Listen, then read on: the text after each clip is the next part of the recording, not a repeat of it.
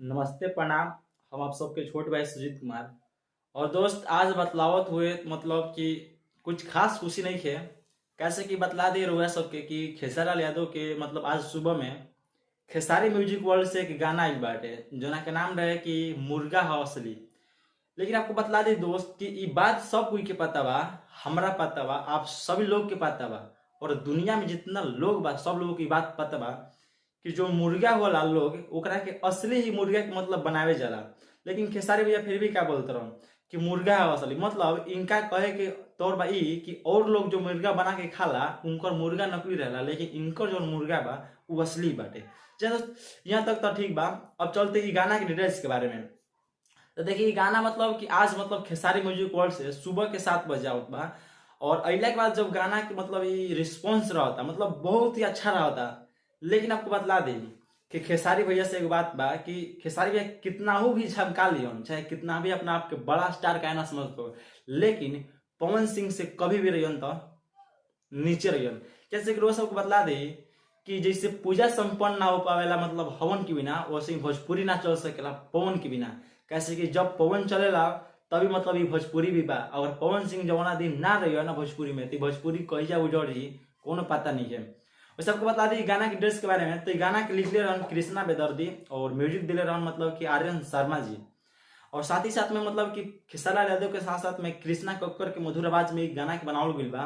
और ओकरा में मतलब जो फीट के काम कइल बा उनकर नाम बाटे सौम्या कुछ सिंह नाम बा, सिंह करके मतलब उस टाइप को मतलब एक न्यू लड़की है उनका नाम बाटे सौम्या कुछ सिंह ऐसी नाम बाटे। आप लोग मतलब जाकर देख ले मुझे उतना मतलब नहीं पता। लेकिन आपको बतला दी गाना के बारे में। तो गाना के आए हुए मतलब 7 घंटा हुए। 7 घंटा में गाना को जो रिस्पॉन्स रहता 1 मिलियन यानी 10 लाख मतलब इस पर मतलब व्यूज रहता। और व्यूज देखने के बाद मतलब कि आप लोगों को लागत होगी कि मतलब खेसारी फैंस बहुत खुश हुई कि हाँ खेसारी भैया तो अब तो तीर मार दिलन, बहुत बड़ा तीर मार दिलन। लेकिन आपको बतला दे कि खेसारी भैया कोनो तीर नहीं मरले। कैसे कि खेसारी भैया ना कितना भी मतलब आगे हो जियन मतलब कि कितना भी मतलब कि गा के 1 मिलियन का 4 मिलियन भी व्यूज हो, लेकिन मतलब इनकर जो गाना बा गाना में इनकर हरकत कभी ना छूटी। कैसे कि आपको बतला दे कि एक बार एग्रीमेंट अभी रेलाई के लिए रहे, लेकिन ओकरा बाद फिर से मतलब अभी एग्रीमेंट से अभी छूटल ना फिर भी मतलब वैसे गाना गावे लगलन। मतलब देखा तो फिर या कि का कहत कि मतलब मुर्गा हो असली आ तहार रही तसली, मतलब ऐसे गाना भोजपुरी में मतलब कि आप लोग तो सुनला पर मतलब कि आप लोग समझला पर मतलब दिमाग थोड़ा सी क्रेक कर दो कि हाँ क्वेश्चन गाना बाटे। मतलब बोल जाला कि एक छोट मोट जैसे बच्चा के जो सिखाया जाला ना मतलब कि कितना भी मतलब इनकरा पर हम कुछ भी कह दें लेकिन इनकरा कभी मतलब अपना हरकत से बाज नहीं खावे के। उ सब तो ठीक बा, लेकिन हई का हो हाँ हाँ है हाँ ले लो। हाँ मतलब ई सब का हो भोजपुरी में ई सब देखो ई सब देखावल जरूरी बाटे। मतलब कौनो गाना हो मतलब कि ऊ चाहे बोलबम के जैसे गाना होता रहे बोलबम में ईरान बम है ई सब फलान बम ई सब का मतलब कि कुछ गा दो। आ भोजपुरी में ई सब तो ठीक रहे। आ मान लो कि ई अब गाना फर्स्ट ईयर पर गावल गइल बाटे तो एकरा में का मतलब बुझाता है कि उनकरा के ले लिहन चूमा। ऐसा ऐसा मतलब कि अब करे के चाहिए हरकत। अब मतलब कोई देखी बगल के बेटी बहन देखियन तो ई सब का कहियन मतलब कि ई सब का बताटे। वैसे आप लोग के गाना देख लीजिए सुन लीजिए तो आप लोग के गाना कैसन लागल कैसन ना लागल कमेंट में जरूर बताइए जा।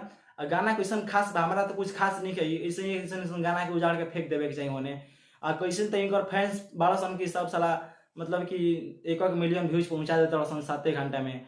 और आप लोग कैसा लागल गाना कमेंट में बताएं जा। और वीडियो को ज्यादा से ज्यादा शेयर कीजिएगा और लाइक जरूर कर जाए। खाली वीडियो देख के भाग जाए लाइक ना करने जा। चैनल पर पहली बार चैनल सब्सक्राइब जरूर कर जाए। जे चैनल पर सब्सक्राइब कर ले बाटे अपन दोस्त के पास वीडियो जरूर से जरूर शेयर करी जा। तो दोस्त आज के वीडियो को हम यहीं पर एंड करतनी। उम्मीद करती कि आप लोगों को वीडियो बहुत ही अच्छा लागल हो और वीडियो अच्छा लागल हो तो लाइक कमेंट बरसात दे जाए।